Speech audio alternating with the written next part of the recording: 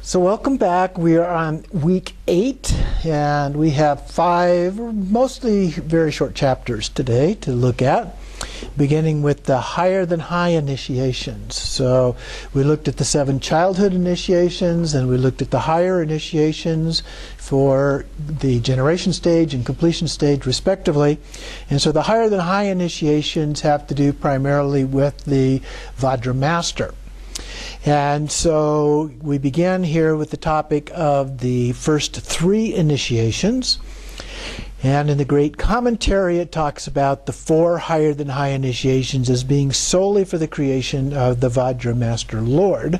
However, in order to create suitable vessels for hearing the Tantra in its entirety and so forth, the non-worldly 4th has to be conferred after the 3 worldly higher initiations. So this presents a little bit of a problem. So the 3 actually include the 4th for that level. And so in order to do the additional 4th, the unworldly 4th, then we've got those other 3 stuck in the middle, which are essentially the same as the first 3 of the regular higher initiations. And so that's usually not a problem, but it often winds up then that even those working to get the completion stage initiations wind up getting the Vajra Master initiations as a part of that. So then in the second paragraph, the rituals and their order can be known from texts on mandala rituals. So here I will just mention a few of the special characteristics of the first 3 initiations. So this is a little bit of a review. In the base initiation, the disciple embraces the wisdom woman as encouraged by the guru and touches her breasts. From this, the bodhicitta fluid descends from the crown to the 16 petals of the forehead chakra. And remember, the numbers of chakras, or the numbers of petals and so forth, vary from the other tantras. And then bliss divides into the joys of body, speech, mind, and gnosis. This is then applied to emptiness to create the gnosis of bliss and emptiness. And bliss emptiness is the main focus in terms of the accomplishment for enlightenment in terms of the Tantra practices. So it's the primary form of emptiness that is described. Then in the next paragraph, in the secret initiation, the disciple's Vajra slightly penetrates the secret place of the wisdom woman. This causes the bodhicitta to descend from the 32 petals of the of the throat chakra to the 8 petals of the heart chakra. The resultant bliss divides into the supreme joys of body, speech, mind, and gnosis, which is applied to emptiness to create the gnosis, once again, of bliss and emptiness. Then in the wisdom knowledge initiation, the Vajra enters the secret place of the wisdom woman. So previously, just like the head of the penis kind of thing, and here it fully enters. And from its vigorous movement, the bodhicitta moves down from the 64 petals of the navel chakra to the 32 petals of the secret place chakra. The very clear semen moves to the opening of the Vajra jewel. The resulting bliss divides into the special joys of body, speech, mind, and gnosis, which is applied to emptiness to create the gnosis of bliss and emptiness. This is one way of describing the first 3 higher than high initiations. So it is described a little bit differently than the other in terms of the actual degree of sexual contact that is involved with that, but very similar in most respects. He then goes on, there's 3 verses here, but then just below that in the commentary says, I have presented above the meaning of these lines according to the Venerable Naropa's commentary. So the important thing is that he's using Naropa's commentary here for the explanation. And then he goes on into this here. It starts, the wisdom is a woman from the age of 12 to 20 and so forth. And he goes through in detail and describes some of the things associated with the details of the chakras and the petals and all of that. But it's very similar to the summary that he gave in the first few paragraphs. Moving then on page 259 down to the second paragraph below the quotations, Naropa's explanation of these lines from the Tantra is also that of the Chakrasamvara commentary. So those are, the completion stage is the same in the Chakrasamvara commentary as those described by Naropa of the Kalachakra, whose explanation is also made on the basis of these initiations being higher than high initiations. And then moving on to page 260, the middle of the page, the actual initiations of secret and wisdom knowledge as described here are not suitable for the ordained. Why not? Well, because it involves an actual physical sexual relationship between the teacher and the initiate. So Atisha says in his Light on the Path, in the quotation here, because it is forcefully forbidden in the great Tantra of the original Buddha, the secret and wisdom knowledge initiation should not be taken by those of Brahma conduct, that is, a vow of celibacy. If such initiations are taken within the asceticism of the brahmacharya, it becomes forbidden conduct. So you break your vows. The vows of asceticism will weaken, becoming downfall for those of disciplined behavior. They fall certainly to lower realms with never a chance of attainment. Now, you may recall from other parts of our classes and teachings on Atisha that Atisha was not very fond of the sexual yoga practices. In fact, he would only allow his disciples to do generation stage. They could not do the completion stage. They could not do the secret or wisdom initiations. And this is giving a somewhat detailed explanation for that. And then by merely experiencing the secret substances of the secret initiation, we have the downfall. Or no, he says the downfall will not occur. So just experiencing the substances. So the substances can be done, but you can't engage in the actual practice in that way. Furthermore, the vase initiation consists of bliss arising from embracing the 9 mudras and from the touching the breasts, which is then applied to emptiness to produce the gnosis of bliss and emptiness. So in this case, the description involves a process in which there are 9 or 10 in different places, different consorts that are involved in the practice here. The secret initiation consists of the guru sitting in sexual union with the 9 mudras, whose ages range from 12 to 20, and sucking the Nara Nishika, or lower tip of the wisdom woman's central channel. So there's oral sex involved here. The Vajra containing the elemental bodhicitta drops is placed in the mouth of the disciple, whose mind stream of practice has been purified. Now, there are some cases where they describe that as from the tongue of the master to the tongue of the disciple. In some cases, that's done with the ring finger, and so the bodhicitta liquid is taken from the tongue of the master and then placed with the finger onto the tongue of the disciple.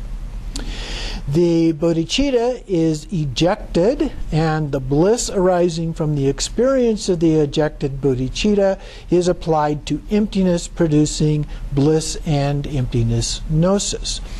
So this is a little bit different in that normally bliss emptiness is described as something occurring in the context of the retention of bodhicitta rather than the ejaculation.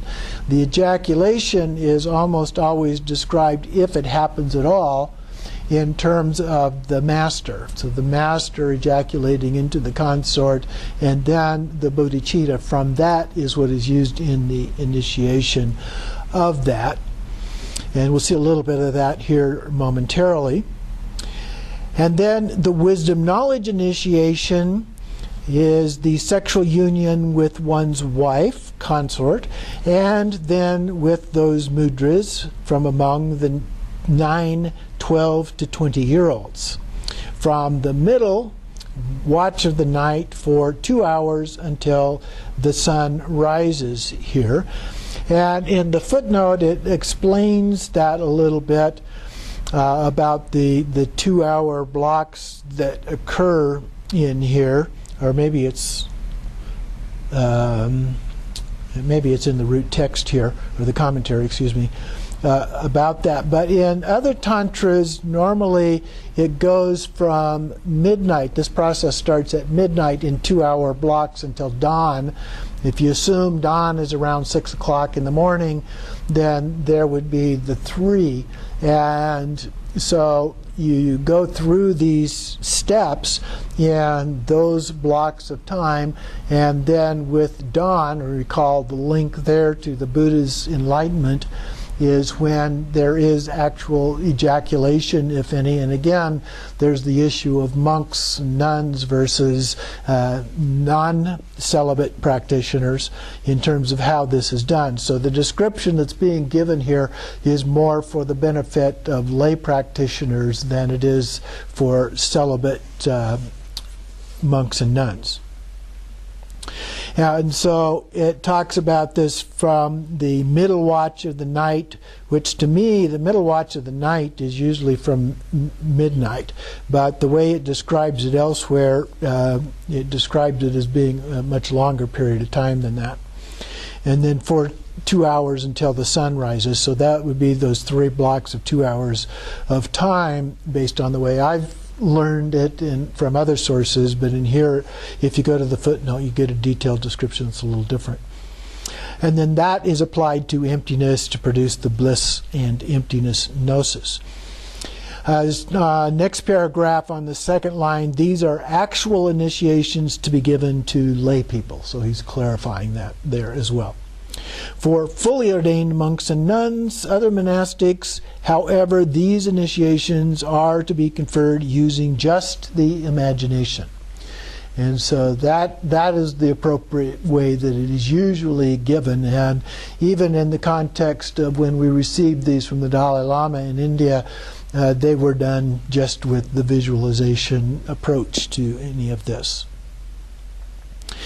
And then moving down below, we move to the non-worldly fourth. So that was basically a review of the first 3 initiations, but showing a little bit of a twist on terms of how those were described previously. So now we move on to the non-worldly fourth, which is different. And so we have the fourth as taught in the Kalachakra. So from the great commentary, we have laughing, looking, holding hands, and joining together. These 4 kinds of initiation do not become suchness. So oftentimes when we do the sexual yoga practices, we first start off with some things like the laughing and so forth described here as the first part of that, but here it's described in terms of the initiations. But he's saying we don't get suchness out of that. We have to move beyond that before we get to that point. So here suchness is not found within the embrace. That resulting from the activity mudra, if examined, does not become non-dual gnosis. So then on page 262, he begins to explain this and talks about suchness. And suchness is a word that we often use in different contexts in Buddhism, but basically to explain that which cannot be explained. So we have a word that gives it a label, and again, we can get caught up in labels, so we still have to be careful about that. But trying to find something that doesn't have other connotations in terms of understanding. So suchness, or the non-worldly fourth, is referred to as non-dual gnosis. So non-duality here refers to emptiness and bliss, or sometimes we just hyphenate them as bliss-emptiness, usually in that order. So emptiness does not only refer to an emptiness of true existence, but to an empty form. And remember, the empty form is a form without any substance whatsoever, endowed with every supreme aspect. So bliss also refers to a special bliss known as the great unchanging bliss. So empty form, which is kind of the Sambhogakaya form, if you will, in its aspect of father and mother in union, indivisibly united with the gnosis of supreme unchanging bliss and emptiness, is the fourth initiation. So the visualization of the Sambhogakaya form of the father and mother, or deity and consort in union together, and then viewed with this gnosis or bliss emptiness as a part of it. So then he comments from the great commentary, from that arises the bliss beyond sorrow, unmoving, innate, unchanging. This is the fourth. And then he adds to that, and emptiness not produced by activity mudra. The activity mudra would be the karma mudra, the physical consort, and wisdom mudra, that's the visualized consort, is one clearly endowed with every aspect. So this talks of empty form endowed with every supreme aspect. So this refers to the supreme and unchanging bliss associated with that, the Mahamudra. Dzogchen, we would talk about it as Dharmakaya, or we would talk about it as Rikpa, but here they talk about it as Mahamudra, the great mudra. So this is the additional mudra. So you have the karma mudra, the physical consort, the wisdom consort, if you will, the jnana mudra, and then we have the Mahamudra, the great mudra. This teaches that the inseparability of empty form with unchanging bliss emptiness is the fourth initiation. And then again from Naropa's commentary, he says at the top of page 263, the Mahamudra is of a form arising from space. So usually when we invite the deities to come, the wisdom dakinis or the wisdom deities to come, they're coming from space and they're joining us, and then there's some ritual things that go on as a part of that, and they give the initiations and then they join with us. So this means that emission is prevented and does not move beyond the Vajra jewel. So there is no ejaculation. The bliss of non-emission of the moon nectar, which is the bodhicitta, in the form of the innate bodily joy, the innate joy of speech, the innate joy of mind, and the innate joy of gnosis, is the great wisdom knowledge and is the conferring of the fourth initiation as taught by the words, the fourth also is likewise. And that's a phrase that oftentimes when, even in conventional descriptions in the Tantras, they describe the first three, and then when they get to the fourth, they'll just put this phrase, the fourth is also like this. And so it's a real common kind of a phrase, and they don't give the detailed description in most cases.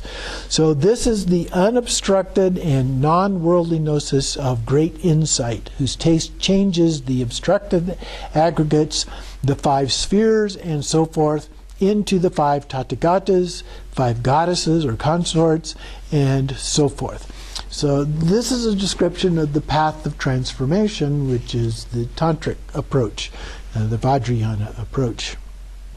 Then moving below the verse that's cited there to the second line below that, and so referring to what is above, form arising from space, which we saw before, refers to an actual mother and father empty form, for the mother of which, in her form of Vishvamata, so this is the consort of Kalachakra, And the yogi develops desire. From his meditation experience arises unchanging bliss of the moon nectar bodhicitta, not being emitted from the Vajra jewel. So the bliss arises and descends, and we hold it within the Vajra jewel, if you will. This is divided into the four joys of body and so forth, as the initial unchanging bliss is the non-worldly fourth initiation.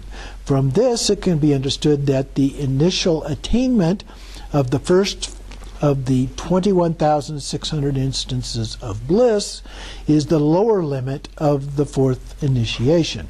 And remember, that's the number of breaths that we take in a 24-hour cycle a day.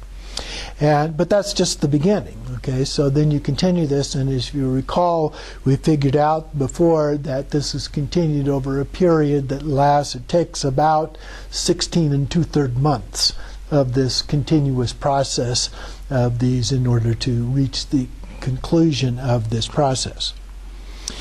And then the next paragraph, from sustained meditative development of this unchanging bliss, there arises an unobstructed and non-worldly gnosis of great insight.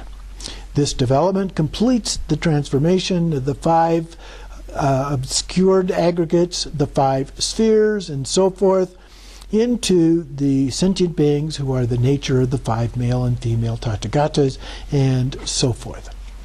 So we're making these connections with the five Buddha families, the different five senses. Each one is associated with a different sense faculty, and a different wisdom, and all of those, and so forth.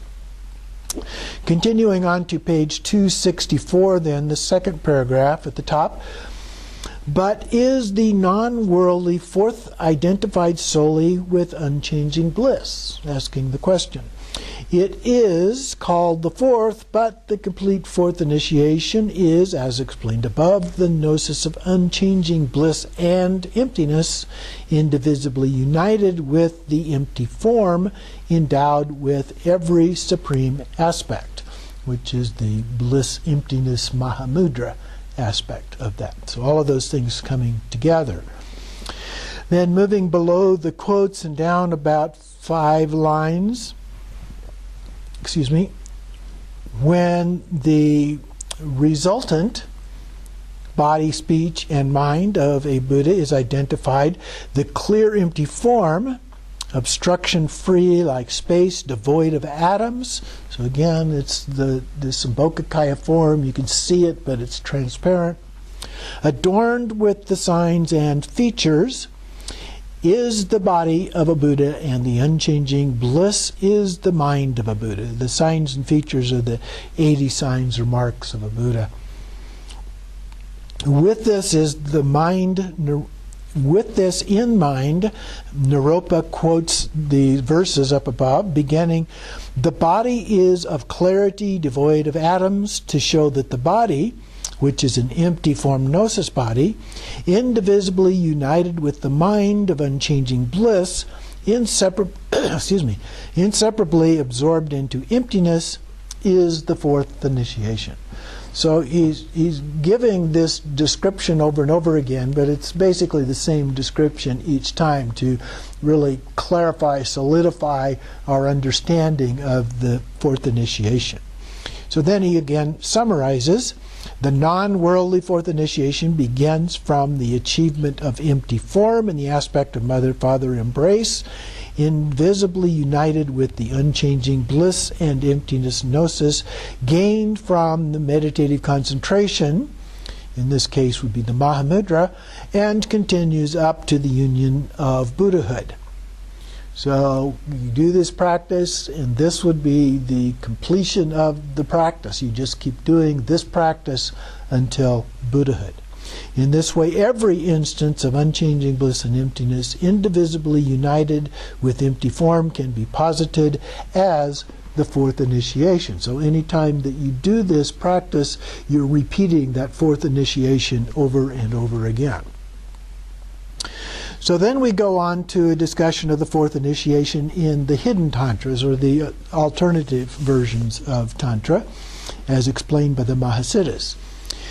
The ultimate meaning of the fourth initiation is the union of the stage of no further practice, which is kind of like what we were describing just previously, where the pure illusory body is indivisibly united with the ultimate clear light, bliss and emptiness gnosis.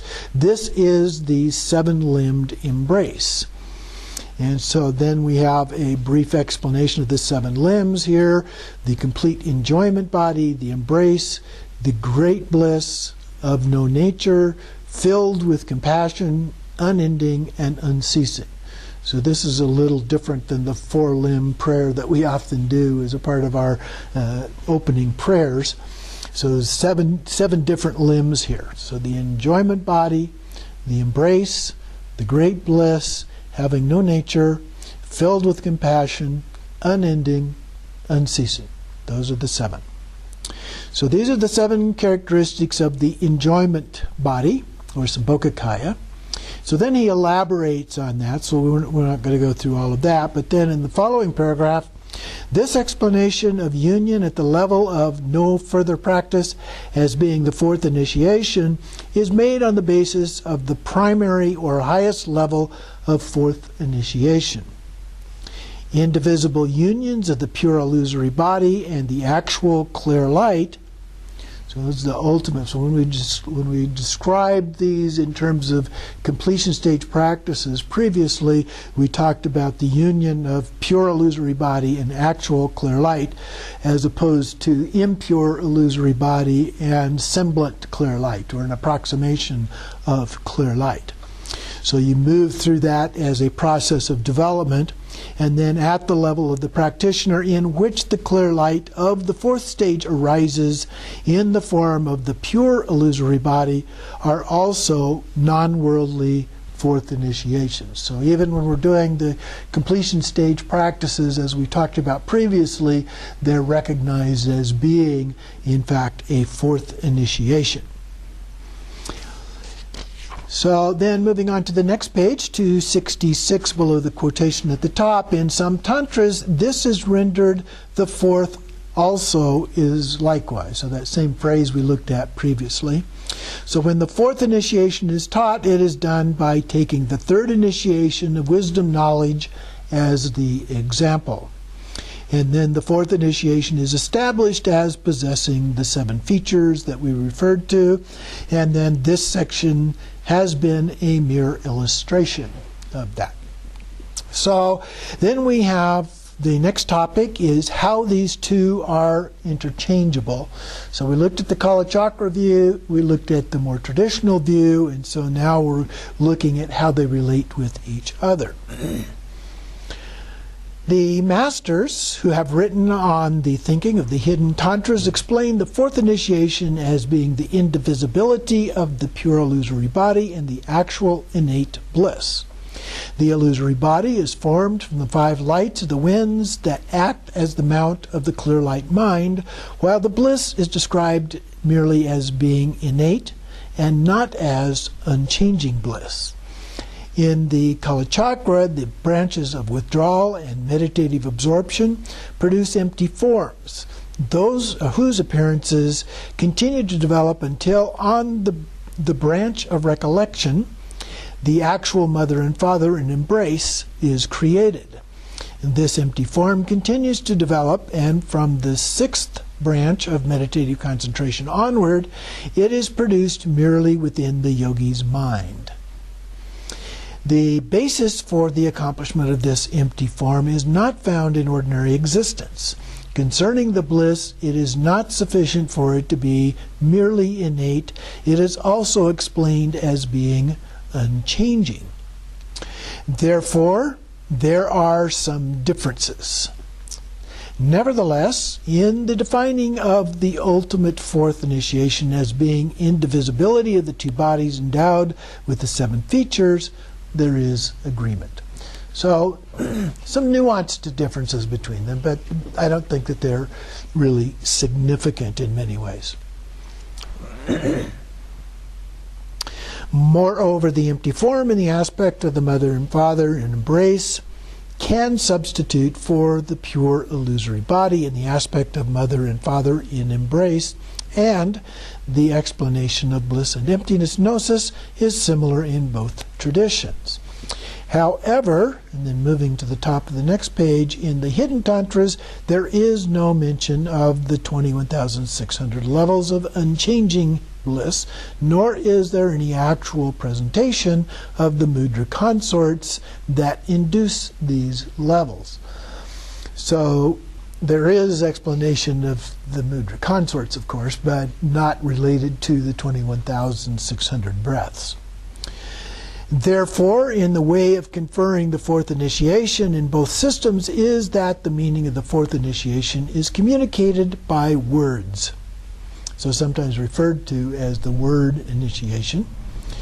Merely by gaining an understanding of them, the disciple is conferred with and receives the fourth initiation verbally. Furthermore, the fourth initiation is received within the mandala of ultimate bodhicitta. Subtle contamination of body, speech, and mind is removed. One is blessed with the great fortune to develop the body of the three indivisible Vajras. There's the Vajra of body, the Vajra of speech, the Vajra of mind. And one is empowered to meditate upon the union of the completion stage. So that gives us an overview of the higher than high initiations, the first three being very similar, not exactly the same, but quite similar to those the higher initiations, and then the non-worldly one being rather different.